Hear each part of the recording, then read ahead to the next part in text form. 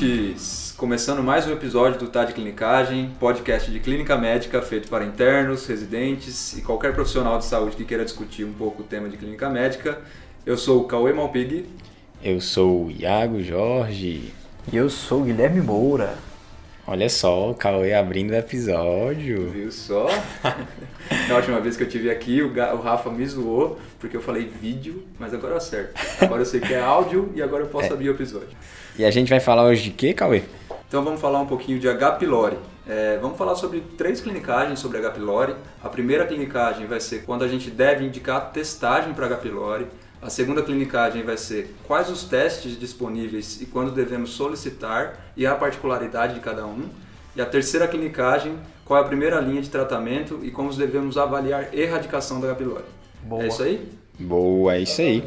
Exatamente, Cauê. E o que é H. pylori, pessoal? Então, o H. pylori é aquela bactéria, bem famosa, que coloniza a mucosa estomacal dos seres humanos. É o único lugar que o H. pylori fica, mucosa intestinal de seres humanos, e é o único lugar que ele também se prolifera. E é comum, será, Cauê, essa bactéria? O pior é que né, Iago? É uma coisa tão etérea, né? Uma bactéria que fica no estômago, que a gente não sabe muito bem o que está acontecendo, dá dispepsia e tudo mais, mas a gente sabe que a prevalência de H. pylori nos adultos gira em torno de 50% a 80%.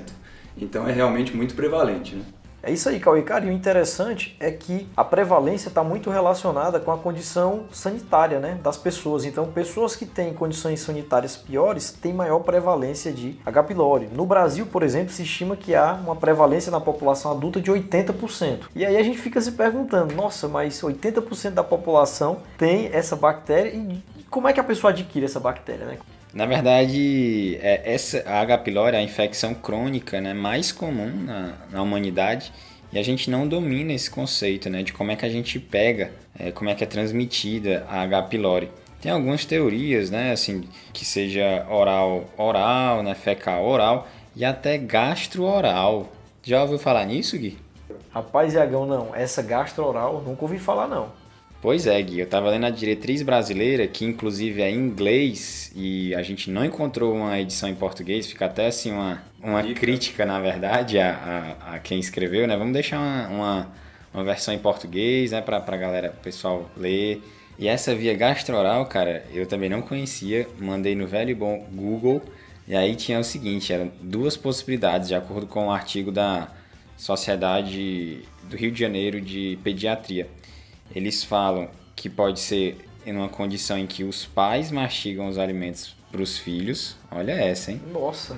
Em que lugar que acontece isso, Se você ouvinte conhece em que lugar acontece isso, manda uma mensagem aí pra gente no Instagram. Essa eu nunca ouvi falar. @tadeclinicagem. E a outra possibilidade é quando passa pelo aparelho de endoscopia.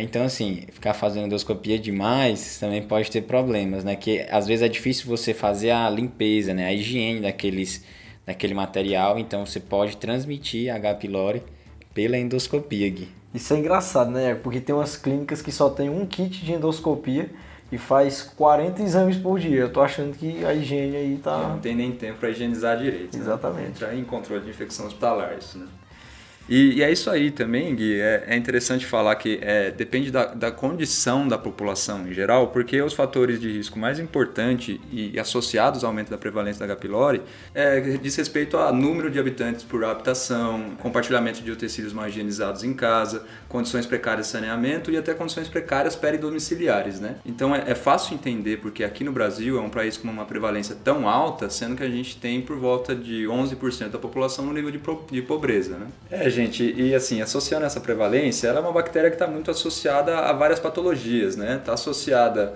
tanto ao desconforto, associada à dispepsia, está associada à gastrite, está associado a complicações como câncer gástrico, linfomas, por exemplo. E aí que entra o tamanho da importância de a gente discutir e saber quando a gente tem que indicar os testes para o diagnóstico dessa doença, Exatamente, Cauê. E isso tem que ficar bem claro, como tudo na medicina, Assim, a gente só deve pedir um exame complementar quando você tiver a intenção de mudar a sua conduta baseada no resultado desse exame complementar.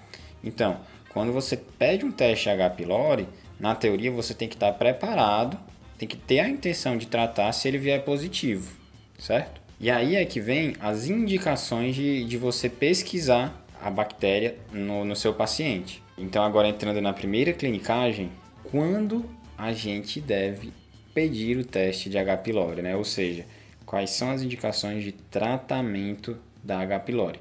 Então, vamos começar pelas mais bem estabelecidas, né? Vamos começar pelo consenso na literatura. As referências que eu utilizei foi principalmente o consenso brasileiro de 2018, a gente também usou o consenso de Maastricht, que é de 2016, e o Up to Date.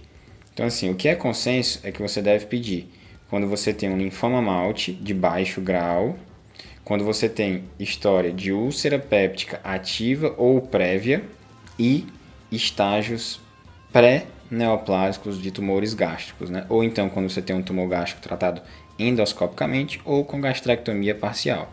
Então, isso é bastante claro na literatura, não há dúvidas. O consenso, nesses casos, eles têm uma recomendação mais certa, justamente porque o tratamento do H. pylori em casos de úlcera, de câncer gástrico e de linfoma malte está associado com uma alteração da evolução natural da doença, né?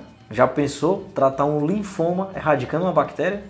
Cara, isso daí eu achei muito massa, viu, Gui? Eu não sabia, mas realmente, assim, no caso do linfoma malte, estágio 1 e 2, né, baixo grau, você divide em linfoma de malte, né, com H. pylori positivo e H. pylori negativo. Se for H. pylori positivo, você trata H. pylori e na maioria dos casos você remite o linfoma, você trata o linfoma e cura. Você não precisa fazer mais nada, não precisa fazer químio, não precisa fazer rádio, não precisa fazer cirurgia. Claro que você vai ter que acompanhar, que não são todos os pacientes que respondem 100% a essa terapia. Mas eu achei sensacional. Iago, tem uma coisa aí associada a testar pacientes com familiares de primeiro grau com diagnóstico de câncer gástrico? Como que funciona isso? É isso mesmo. O consenso brasileiro traz essa recomendação. Eles trazem como embasamento para isso a questão de que, assim, familiares de primeiro grau provavelmente são expostos aos mesmos fatores genéticos, às mesmas cepas e ao mesmo ambiente. Então, assim, se causou câncer no paciente, tem uma maior chance de causar nos seus familiares de primeiro grau.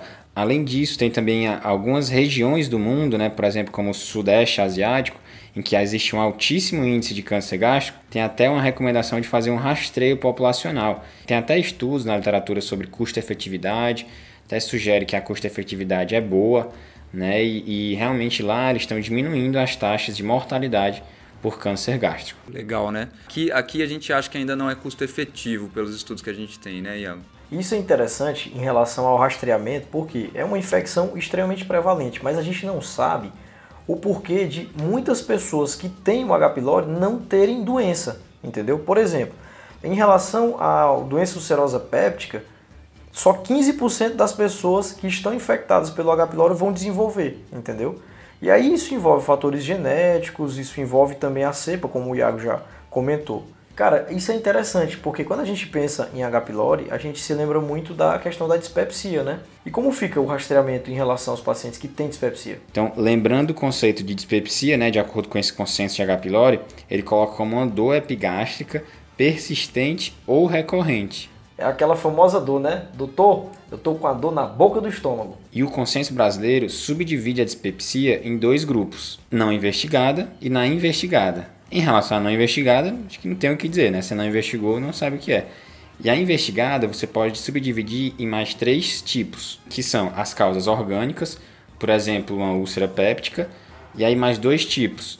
O tipo relacionada a H. pylori, e quando você não encontra uma lesão que justifique os sintomas, e quando o teste de H. pylori vem negativo, você pode dizer que é uma dispepsia funcional. Lembrando também, quando você encontra H. pylori, se você tratar, você espera um período de 6 a 12 meses. Se foi negativo, você tratou e a pessoa não melhorou, você também pode chamar de dispepsia funcional. Então, Iaco, só para a gente passar a régua aqui. É classificado em não investigada e investigada. As investigadas têm as orgânicas, as relacionadas ao H. pylori e as funcionais, é isso? Isso mesmo, Gui. Fala, Iago, é só uma dúvida. A gente pede endoscopia para todo mundo que tem dispepsia para testar? Boa, Cauê. Então, assim, de acordo com o consenso brasileiro, a gente não precisa investigar com endoscopia todos os pacientes com dispepsia. Por isso que tem essa categoria de não investigada, tá certo? Então, a gente pede endoscopia com pesquisa de H. pylori nas pessoas acima de 40 anos, né, com dispepsia, naqueles que não melhoram com o bloqueador da bomba de prótons, ou então com procinéticos, né, esse tratamento empírico, ou naqueles que têm os famosos sinais de alarme. Então vamos lá, só para a gente lembrar, reforçar aqui.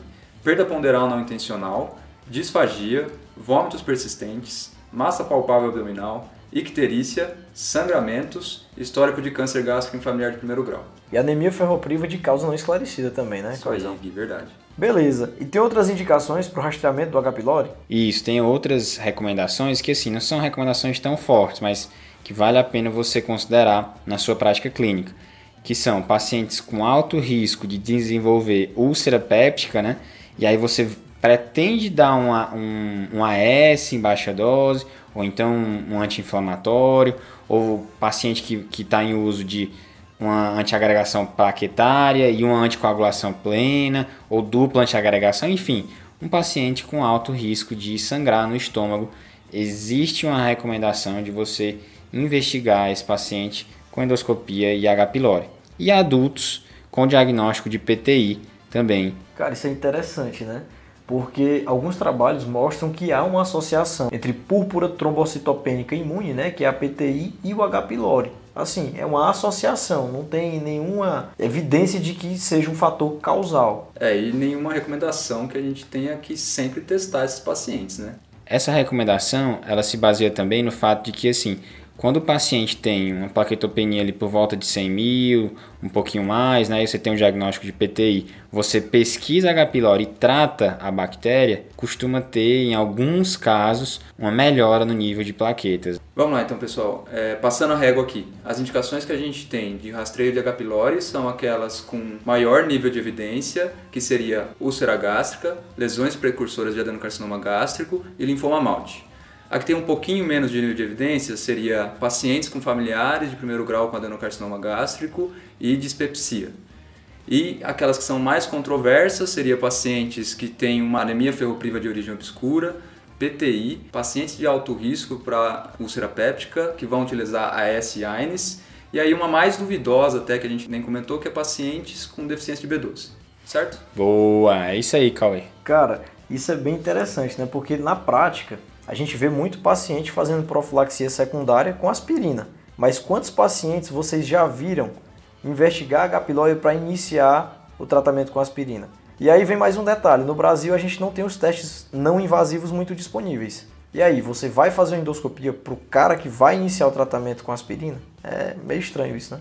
E interessante, né, pessoal, que a gente já falou de várias indicações de rastreio de H. pylori, mas até agora a gente não falou em refluxo, né, em doença do refluxo gastroesofágico. Será que tem alguma relação, hein, Gui? Iag, isso é interessante. Eu descobri estudando para esse episódio. H. pylori para refluxo parece que se mostra protetor. Em muitas pessoas que o H. pylori é tratado, a pessoa começa a ter sintomas de refluxo, entendeu? Pois é, né, Gui? É bem interessante essa relação entre H. pylori e refluxo. Na verdade, é controverso, né? Assim, alguns estudos mostram que tem uma associação, já outros mostram, né, até a maioria mostra que não tem relação, e que, na verdade, pode ser que tenham, o H. pylori tenha essa associação negativa, né? Então, quem tem H. pylori tem a menor chance de ter refluxo, né? Mas ainda é uma coisa ainda em debate na literatura.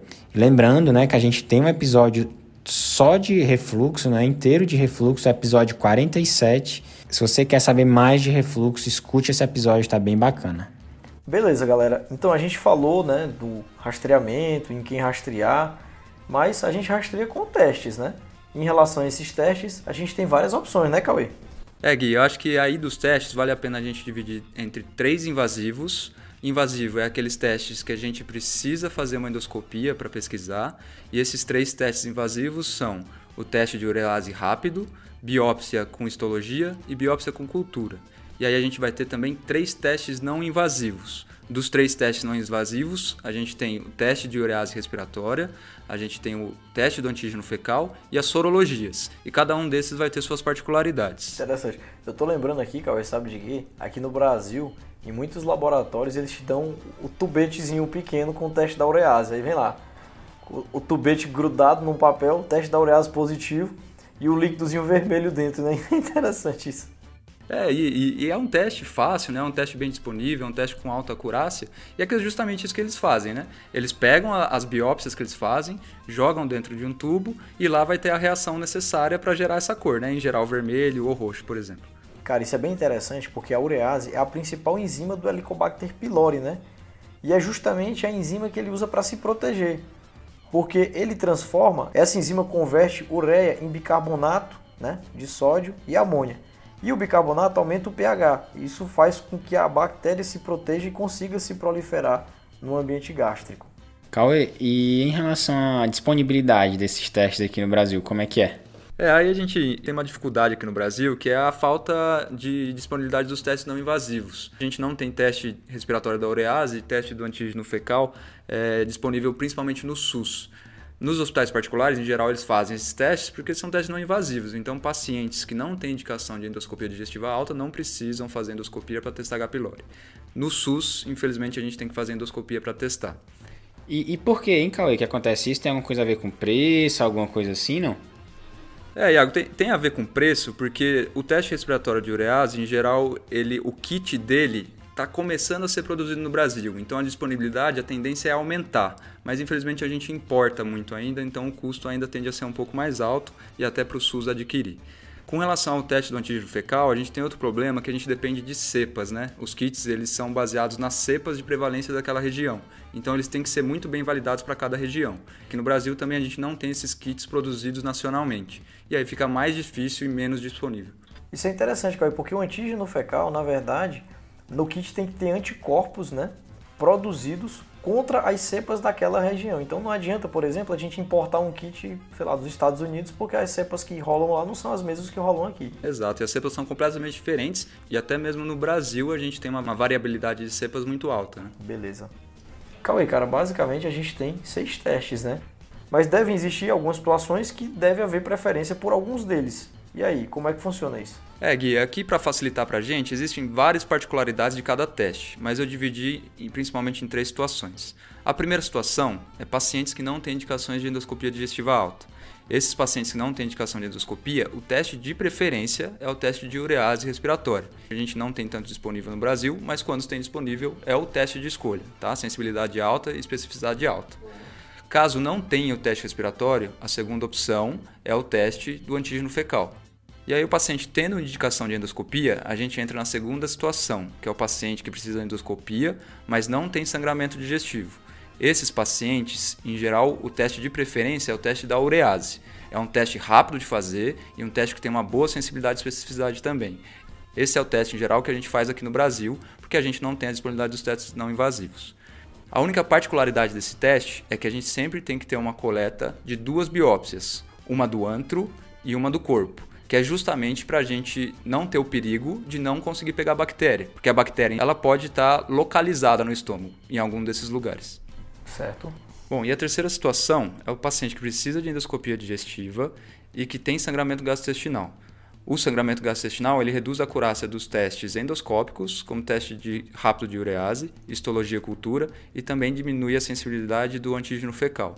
Ele não altera muito a sensibilidade do teste de urease respiratória. Então, esse é o teste de preferência para os pacientes que têm sangramento gastrointestinal, mas como a gente está fazendo endoscopia, no momento da endoscopia a gente faz a biópsia, a gente manda para a histologia, porém uma histologia negativa não representa ausência de doença. Esse paciente ele tem que ser testado de novo depois da resolução do quadro de sangramento gastrointestinal.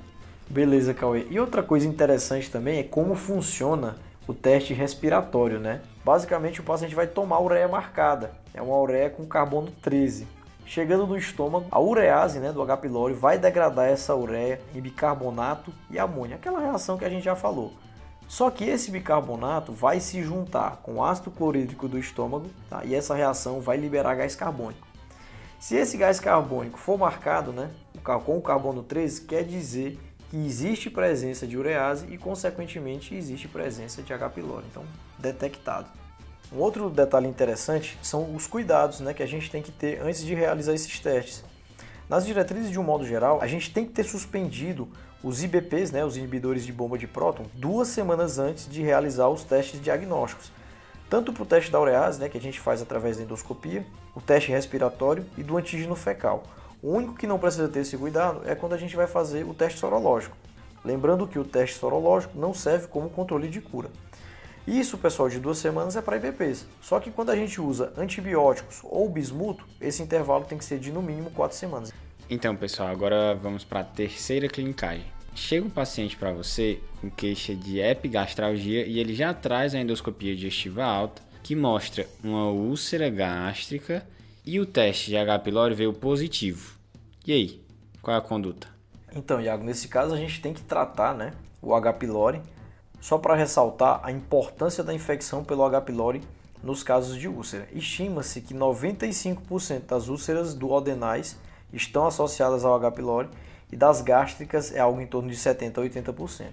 No Brasil, nos últimos anos, a gente mudou o tempo de tratamento do H. pylori. Antigamente eram 7 dias, hoje são 14 dias, tá? E basicamente é a associação de 3 medicações, 2 antibióticos e o inibidor de bomba de próton. Os 2 antibióticos de primeira linha são amoxicilina e claritromicina. Em relação ao inibidor de bomba de próton, você pode usar o omeprazol, o pantoprazol, o esomeprazol, tá?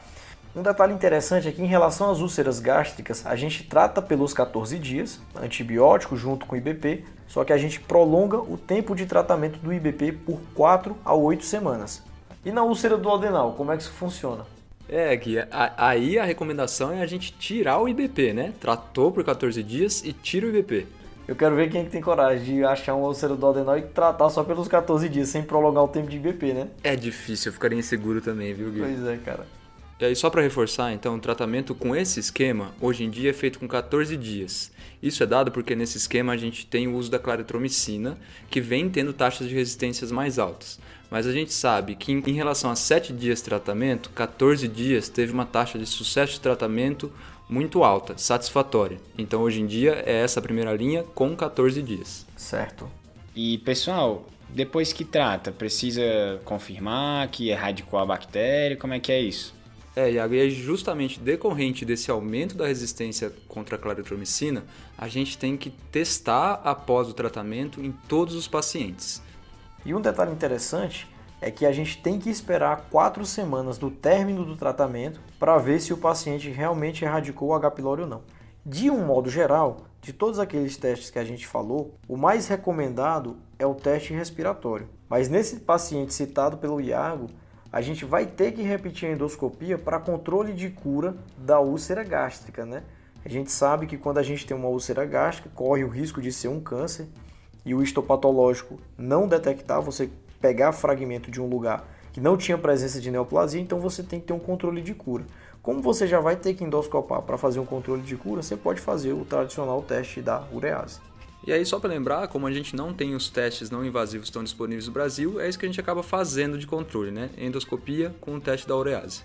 E Cauê, me fala uma coisa, esse paciente do caso, ele fez o tratamento corretamente, no tempo correto, e ele volta com o resultado de uma nova endoscopia e ainda mostra o teste da urease positivo. E aí, o que a gente faz agora? E agora a gente tem que ver algumas coisas, né? A gente tem que tratar esse paciente com a segunda linha de terapia, mas a gente tem que investigar alguns outros motivos de falha, né? Segunda linha de terapia seria uma terapia tripla, onde a gente substitui a claritromicina pela levofloxacina. Então ficaria levofloxacina, amoxicilina e um IBP. Esse esquema pode ser por 10 a 14 dias. Então motivos para falha terapêutica são a aderência do paciente, tabagismo, que também está associado com uma baixa taxa de sucesso, e imunossupressão. Então, finalizando o episódio de hoje, só lembrando, né? Então foi um episódio com 3 clinicagens sobre H. pylori. Então, quando investigar, como investigar e como tratar essa bactéria tão comum, né, na nossa prática médica. Então, vamos para o desafio da semana passada. Bom, pessoal, em relação ao desafio da semana passada, foi lançado pelo nosso querido convidado Guilherme Guzmán. Era um paciente que vinha no ambulatório com dores musculares após o início de estatina, você suspendia e ele voltava 2 meses depois, continuava com dores musculares e CPK estourado, tá? E a resposta correta nesse caso é a miopatia autoimune induzida por estatina, tá? É um diagnóstico raro, porém grave. E o primeiro a responder esse desafio foi o Arthur Carlos, que é doutorando do Hospital Central Coronel Pedro Germano de Natal, Rio Grande do Norte. Tá? Doutorando, se eu não estiver enganado, é o vulgo interno, né? Exatamente, esse mesmo. O João Cláudio Urbano também respondeu, esse é um velho conhecido nosso aqui do TDC, já mandou várias respostas de desafio. E também tem a Maria Laura Rocha. Valeu, pessoal, vocês todos acertaram o desafio. Boa, pessoal. Gui. E aí o desafio da semana é o seguinte: o paciente começou a tratar H. pylori, depois de 7 dias ele evoluiu com alucinação visual e auditiva. Qual que é o diagnóstico e a conduta? Boa. Então agora vamos para os salves. Pessoal, e o meu salve vai para o Leonardo Barbosa, ele que é da Universidade Federal de Lavras, em Minas Gerais. Agradeceu, mandou uma mensagem super bacana aqui pra gente, dizendo que a gente está ajudando no desenvolvimento do raciocínio clínico dele. E... olha só. Pois é. E segundo ele, está fazendo um intensivão nos podcasts do TDC nesse começo de ano. Sim. Para voltar com tudo pro internato. Um abraço, Leonardo. E eu vou mandar um salve para Alexia Garcia. Ela mandou uma mensagem pra gente no Instagram, falando que ela acertou uma questão da prova do IANSP por conta do episódio de fã. Muito bom, hein, pessoal? Mais alguém acertou essa questão por causa do episódio de fã? Manda mensagem aí pra gente. E a Alexia, ela fez faculdade na Federal de Alfenas e atualmente mora em Ribeirão Preto. Então um abração, Alexia. Obrigado aí pelo feedback. Valeu, Alexa. E um salve também para Priscila Cristina Silva. Ela acompanha a gente lá no Twitter e vem interagindo bastante com a gente. Um salve aí, Priscila. Valeu, um abraço, Priscila. Boa, é isso aí. E sigam a gente lá no Twitter, hein, pessoal? @TadeClinicagem, tá? Toda semana tem conteúdo novo, bem bacana. Sigam lá. Mandar um salve aqui também pro Álvaro Delgado, um colega nosso aí, foi R igual ao meu na clínica. Ele ajudou bastante a gente com alguns pitacos aí no episódio, foi bem bacana. Obrigadão aí, Álvaro. Então, o Álvaro Delgado é residente de quê? Ele é residente de gastroenterologia lá no HC, Iago. Coincidência, né? Esse Álvaro Delgado. Aí é um... aí nasceu. Aí ele nasceu. Tu não tinha entendido ainda. Demorou pra cair a ficha aqui, cara. Não. Ele nasceu pra isso. Nasceu pra ser gastro. É igual o Salve o Pinto. Pessoal, vamos. Mas precisa de uma piadinha no final. É isso aí, né? É isso aí, fechou. Valeu. Valeu.